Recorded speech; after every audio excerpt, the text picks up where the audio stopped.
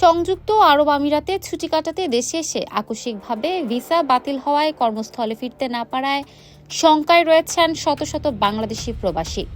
এই সংকট মোকাবেলায় কূটনৈতিক তৎপরতা শুরু করেছে বাংলাদেশ সরকার। যাচাই বাছাই শেষে প্রথম ধাপে 985 জন ক্ষতিগ্রস্ত প্রবাসীর তথ্য সংযুক্ত আরব আমিরাতে সরকারের সংশ্লিষ্ট কর্তৃপক্ষের কাছে পাঠানো হয়েছে।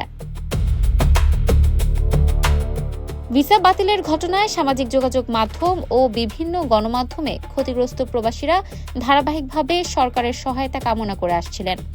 এর পরিপ্রেক্ষিতে গত 31 জুলাই পররাষ্ট্র মন্ত্রণালয়, প্রবাসী কল্যাণ ও বৈদেশিক কর্মসংস্থান মন্ত্রণালয় এবং আবুধাবিস্থ বাংলাদেশ দূতাবাস যৌথভাবে একটি বিশেষ হটলাইন ও ইমেইল সেবা চালু করে। এর মাধ্যমে ভুক্তভোগীদের কাছ থেকে প্রয়োজনীয় তথ্য সংগ্রহ শুরু হয়।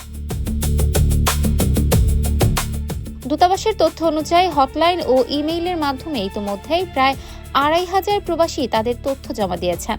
এসব আবেদন যাচাই বাছাই করে প্রথম ধাপে 985 জনের একটি নির্ভুল তালিকা প্রস্তুত করা হয়েছে। পরে সেই তালিকা বাংলাদেশ পররাষ্ট্র মন্ত্রণালয় এবং সংযুক্ত আরব আমিরাত সরকারের সংশ্লিষ্ট কর্তৃপক্ষের কাছে পাঠানো হয়। সম্প্রতি ছুটিতে দেশে আসার পর অনেক প্রবাসীর ভিসা স্বয়ংক্রিয়ভাবে বাতিল হয়ে যায়। ফলে নির্ধারিত সময়ে কর্মস্থলে ফিরতে না পারার আশঙ্কায় পড়েন তারা।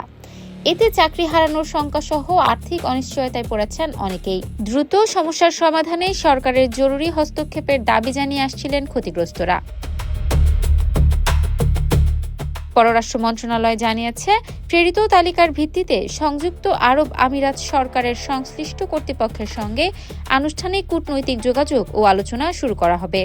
দুই দেশের সমন্বিত প্রচেষ্টার মাধ্যমে ভিসা সংক্রান্ত জটিলতার দ্রুত সমাধান করে ক্ষতিগ্রস্ত প্রবাসীদের কর্মস্থলে ফেরার সুযোগ নিশ্চিত করতে সরকার কাজ করছে বলে জানিয়েছে আবুধাবিস্থ বাংলাদেশ দূতাবাস। ইফাত আরা আইরিন, Campus Times।